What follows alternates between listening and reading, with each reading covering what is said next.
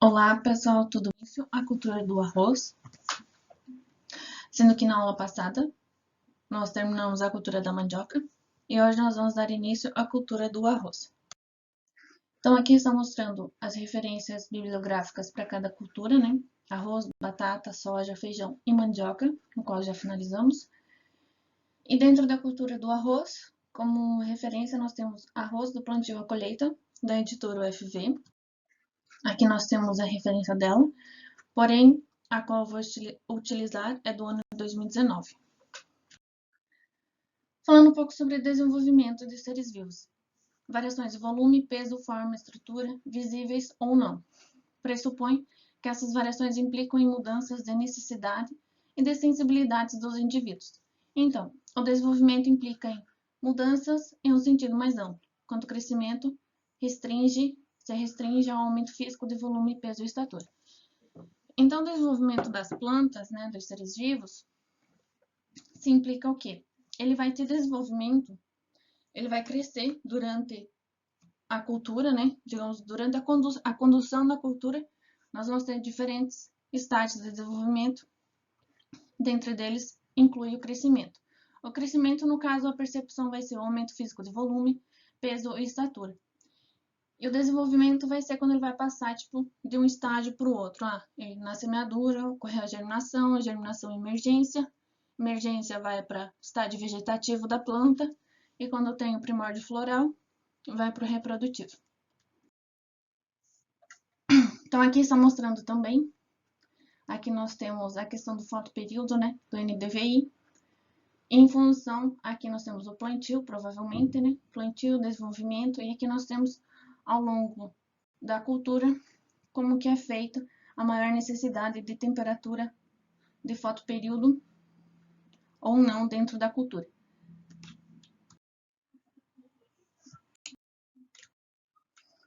Subperíodo é tempo decorrido entre as duas fases consecutivas. Considera-se que ao longo de um subperíodo as necessidades e a estrutura da planta são praticamente constantes ou variando numa direção apenas. Então, o que isso acontece? Aqui nós conseguimos ver. Aqui nós temos um esquema do ciclo de um indivíduo, né? Pode ser de uma planta também. E aqui nós vamos ter a fase. A fase, vamos supor aqui. Aqui nós temos o plantio e aqui nós vamos para a fase da emergência. E dentro de cada fase, né, nós temos o subperíodo. O subperíodo foi, como eu falei primeiro, que seria a estratificação, né, dentro da escala, digamos, de 0 a 10. O que nós temos? Um exemplo aqui, ó. S0, semente não embebida de água. O S3, por exemplo, emergência do prófilo do coleóptero. Então, dentro da fase da germinação e emergência, nós temos o quê? A estratificação de 0 a 10. E nós temos a estratificação S0, semente não embebida com água. S1, semente com a emergência do coleóptero. Então, essa estratificação dentro de 0 a 10 é o que nós chamamos de subperíodo.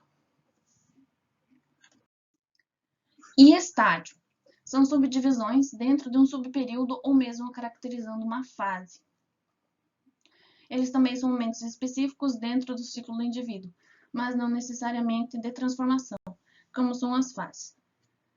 Aqui nós as conseguimos, e nós chamamos ela de escalas fenológicas. Aqui nós conseguimos visualizar melhor.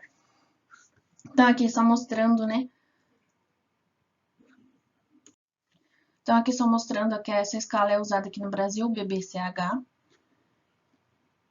Aqui nós estamos mostrando assim, ó, os estágios de plântano, do plantio até o final do perfilamento, estágio de plântano. Do final do perfilamento até a diferenciação floral. Aqui, com o início do florescimento, se encaixam os estágios vegetativos. Estágios reprodutivos, né? Nós temos a reprodução e se encaixa também a maturação. Então, aqui está mostrando o que é a escala fenológica, né? Então, nós temos os estágios de plântula, que aqui vai do S0 até o S3. Estágios vegetativos.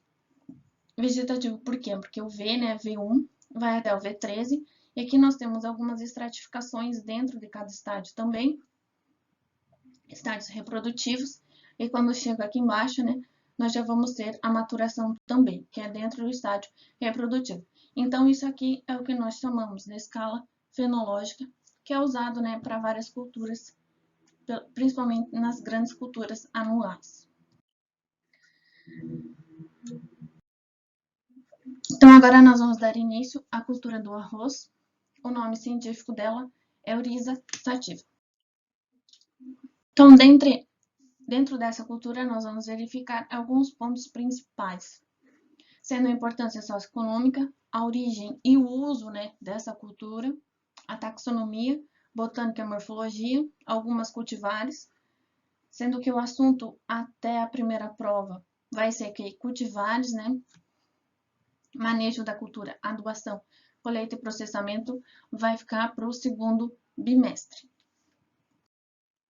Então, a importância socioeconômica do arroz, né, ele é muito cultivado principalmente na questão asiática, né, a China, a Índia e o Japão são os principais produtores e também consumidores, né, dessa cultura.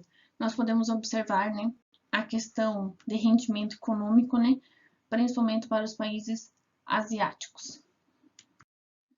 Nós temos, dentro de 5 continentes, a Ásia, né, é responsável por 90% da produção mundial, e as Américas, que envolve a América do Norte e América do Sul, responsável por 5,2%. A África, 3,6%, e a Europa e Oceania não chega a dar nenhum por cento, né, da produção mundial. Quando nós falamos sobre a área colhida, produção e produtividade, ranqueando os 10 principais países, nós percebemos que em primeiro lugar tem a China, a Índia e a Indonésia, né? E em nono lugar nós temos o Brasil. Entre os 10 primeiros produtores, nós temos o Brasil. Área colhida, 2,1 milhões de hectares, né? Produção, 13,5 milhões de toneladas. E a produtividade média aqui no Brasil é 4.896 quilos por hectare. E a participação mundial chega a quase 2%. Sendo que a China, né, é o primeiro produtor, a participação mundial dela, né, chega a 27%, quase 28% na participação mundial.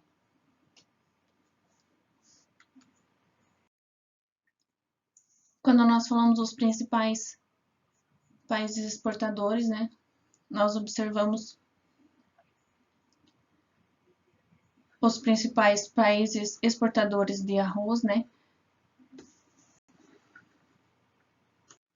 sendo que a Tailândia, né, é o principal, em primeiro lugar, é o principal exportador, seguindo, né, Vietnã, Índia e Paquistão. Aqui nós temos os Estados Unidos da América e o Brasil, né, está em sexto lugar. Vendo que a participação do Brasil, né, 3,6% de exportação desse arroz. Então, no Brasil, nós temos alguns métodos de cultivo. Isso varia de região para região. Nós temos, primeiramente, o sistema de sequeiro, que o arroz é cultivado em ambiente aeróbico, né, tendo sua demanda hídrica suprida apenas com a água das chuvas. E nós temos o sistema irrigado, que ele é principalmente na região sul do país, Santa Catarina e Rio Grande do Sul, que são os maiores produtores também, em áreas sistematizadas ou não, onde a cultura, né, ela recebe água de forma controlada via inundação ou aspersão, mas principalmente via inundação. Nós temos também o sistema de várzeas, né, que são um aproveitamento de água de rios em suas margens. Então, aqui só mostrando, né, a questão da área colhida e da produção aqui no Brasil, no ano de 2012, né? A questão do arroz irrigado, então ele compõe 58% da produção do plantio nacional, sendo que o sequeiro vai 42% de área colhida, né? E questão de produção, a maior produção fica no sistema irrigado, 86%, seguindo do sequeiro, 14%. Aqui falando de área colhida, né, 1.000 hectares, produção também 1.000 toneladas e a produtividade média quilos por hectare. Então, nós conseguimos observar, sendo que o S aqui é o sul do país, ele compõe 75% na produção brasileira dessa cultura. E depois vem o Nordeste, Centro-Oeste, Norte e Sudeste, né? Que vai compor 100%. A questão de área colhida, né? Nós temos 1.358 hectares na região sul e a produção chega a 10.000 toneladas. Produtividade média, né? 7.448 quilos por hectare. Nós observamos, né, que o Brasil tem uma média de produção de 4.000 e alguma coisa. E aqui, quando nós chegamos à produtividade média na região sul, né, é acima da média nacional. O que puxa essa média nacional para baixo, né, quando você vai fazer a média com os demais estados. Então, aqui só mostrando como que é o sistema arroz irrigado, né, como que é o cultivo. Nós temos alguns talhões, né, aqui nós temos as canaletas principais, que quando nós vamos fazer a colheita, né, acaba recolhendo essa água, você faz a evacuação dessa água por essas canaletas, né. Aqui mostrando também. Aí o plantio do arroz irrigado, né, então você coloca uma lâmina de água e você acaba fazendo o plantio dessas mudas.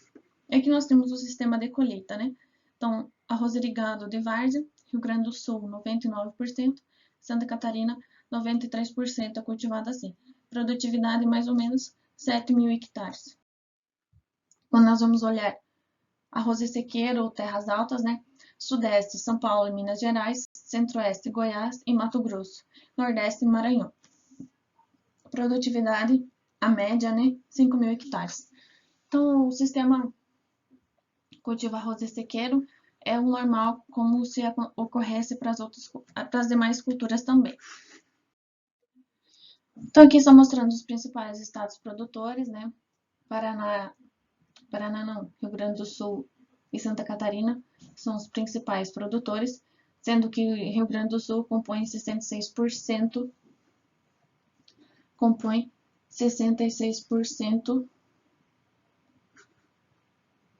da produção, da participação nacional. Seguido depois Maranhão, Mato Grosso e Tocantins, né? Esses 5 estados são responsáveis por 87% na participação acumulada a nível nacional. Nós observamos aqui no lugar, né, o Paraná, com 1,4% na participação nacional, né? Aqui no Paraná nós temos 39 hectares de produção. Aqui só mostrando o número de produtores. Então, nós temos a participação dos diferentes estratos de área cultivada, com arroz no número de produtores e na produção nacional. Então, aqui nós temos o quê?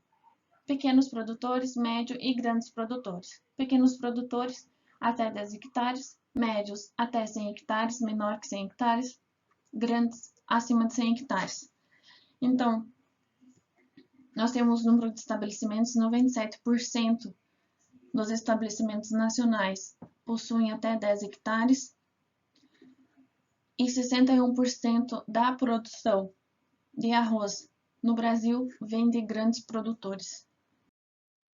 Então, aqui só mostrando, né, a questão sul, a participação com pequenos produtores é de 68%, médios produtores 23% e grandes produtores, né, compõem 7,5%. E isso, né, contribui para que sejam os principais produtores de arroz na região sul do país. E aqui estão mostrando, né, a questão norte, nordeste e sudeste. Centro-Oeste também é composto, né, de pequenos produtores que possuem até 10 hectares. No Brasil, né, 92% dos produtores no país são pequenos produtores. A questão da taxonomia da cultura do arroz, né, ela é pertencente à família da Poácea, então nós caracterizamos como uma gramínea, né? A subfamília é Oryzidae, a tribo Oryzia, o gênero Oryza, né? Sendo que o nome que nós conhecemos científico Oryza sativa. Dentro da espécie Oryza sativa, nós temos 3 subespécies, que são a índica, a japônica e a javânica. E nós temos um total de 24 espécies conhecidas a nível mundial, porém, algumas são utilizadas aqui no país e as demais são utilizadas em outras regiões do mundo, totalizando 24 espécies conhecidas. Aqui vamos falar um pouco da origem, né, da Oryza sativa. Então, ela é originária do sudeste da Ásia, que é o sul da Índia. Então, surgiu o aparecimento dessa cultura, né, 3.000 anos antes de Cristo. Com isso, ela foi levada para a China, depois para a Europa. Aqui na Europa, nós tivemos as navegações marítimas e elas foram levadas para os Estados Unidos e para o Brasil, né? No Brasil, chegou em 1573 com as navegações marítimas. Então, as primeiras lavouras que nós temos no registro ocorreu na Bahia, em 1573. E a primeira lavoura irrigada, né, aconteceu em Pelotas, no Rio Grande do Sul, em 1903. Então, aqui nós tínhamos um ancestral comum, que era o sul e sudeste da Ásia, e a África tropical. Ocorrendo, né, esse cruzamento entre essas espécies, entre perene selvagem e anuais selvagem, né, surgiu então essas principais espécies cultivadas, né? O que aconteceu? Porque ao longo dos anos foi ocorrendo o aperfeiçoamento e o melhoramento genético dessas cultivares. Dentro da Oryza sativa, nós temos a Oryza índica, japônica e a Oryza javânica. E da África tropical, nós temos a Oryza glaberrima. No Brasil, o arroz irrigado é o grupo da índica e o arroz sequeiro é o grupo da japônica. A utilização do arroz, principalmente na alimentação humana, então nós temos a sua utilização, ela compõe a alimentação primordial na origem humana, né, na alimentação humana, sempre que ele pode ser utilizado em vários tipos, né. Nós temos o arroz branco polido, arroz parboilizado, o integral, o arroz japonês, arroz arbóreo, arroz vermelho. Dentro da cultura do arroz, nós temos algum problema com uma planta daninha, que é o arroz vermelho. Nós temos o arroz preto. Dentro da alimentação humana também temos o farelo de arroz, a leurona, germe e endosperma. É um material que não contém glúten. Nós podemos utilizar óleo de arroz também. Então, assim como a mandioca, né, a utilização do arroz tem várias finalidades. Nós temos a alimentação animal também, utilizando a casca de arroz, né, para alimentação animal. Podemos utilizar também para a produção de energia, substrato ou a questão abrasiva também. E a questão da morfologia, nós vamos deixar para a próxima aula. Muito obrigada pela atenção.